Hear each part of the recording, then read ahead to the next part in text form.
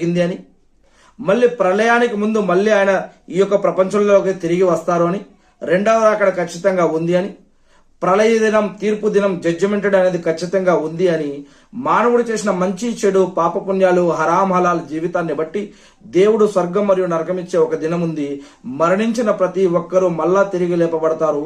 కర్మలను బట్టి వారికి స్వర్గమా లేదా నరకమా అనేది దేవుడు నిర్ణయించే ఒక రోజు ఉంది అని మరి ఖురాన్ మరియు హదీసుల్లో తెలియజేయడం జరుగుతూ ఉంది.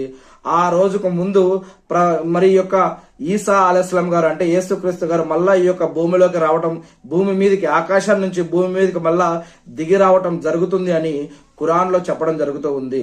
ఇది ముస్లింల యొక్క విశ్వాసం కూడాను.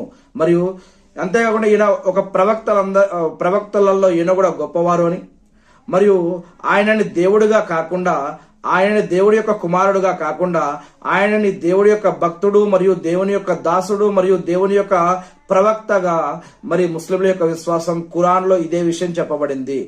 ఆదాం ప్రవక్త నుంచి నూహ్ అలైహిస్సలాం, మూసా అలైహిస్సలాం, ఈసా అలైహిస్సలాం అంటే వీళ్ళందరూ కూడా మరి ప్రవక్తలే అని, ఎలాగైతే లూత్ అలైహిస్సలాం, యాకూబ్ అలైహిస్సలాం, యూనుస్ అలైహిస్సలాం మరియు నోవా అలైహిస్సలాం వీరందరూ కూడా ఎలాగైతే ప్రవక్తలో, అలానే ఈ యొక్క ఈసా అలైహిస్సలాం గారు, యేసుక్రీస్తు గారు కూడా ఒక ప్రవక్త అని, ఇలా ప్రపంచంలోకి అనేక కాలాలలో, అనేక యుగాలలో, అనేక చరిత్రలలో వారి వారి భాషల్లో నుంచి అనేక మందిని ప్రవక్తలుగా ఎన్నుకోవడం జరిగింది అని, వారిలో అలానే 1,24,000 మందికి పైగానే ప్రవక్తలు ఎన్నుకోవడం జరిగింది అని మరి గ్రంథాలలో తెలియజేయడం జరుగుతూ ఉంది.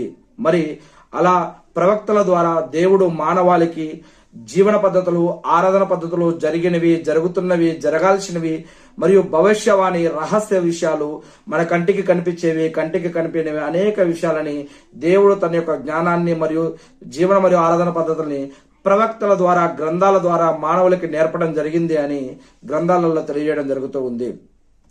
ఇలా పంపబడిన ప్రవక్తల పరంపరలో ఒక ప్రవక్తగా, చివరి నుంచి రెండవ ప్రవక్తగా, మళ్ళీ చివరగా వచ్చే ప్రవక్తగా ఈసా అలైహిస్సలాం గారు, యేసుక్రీస్తు గారి గురించి ఖురాన్ లో చెప్పడం జరుగుతూ ఉంది.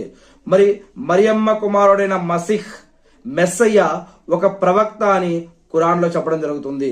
ఆయన కంటే పూర్వం కూడా ఎంతో మంది ప్రవక్తలు గతించారు అని ఖురాన్ లో 5వ సూర 75వ వాక్యంలో చెప్పడం జరుగుతూ ఉంది.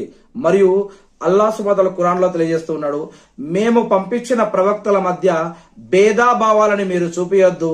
ప్రవక్తలందరి యొక్క బాధ్యత ఒకే ఒక్కటి, ఆ సృష్టికర్త గురించి ప్రజలకు తెలియజేయటం మరియు జీవన మరియు ఆరాధన పద్ధతులను ప్రజలకు తెలియజేయటం, మరియు ఈ యొక్క ప్రళయ దినం, తీర్పు దినం, జడ్జిమెంట్ గురించి కూడా ప్రజలకు తెలియజేయటం, దేవుడు తెలియజేయమన్నటువంటి విషయాలను ప్రజలకు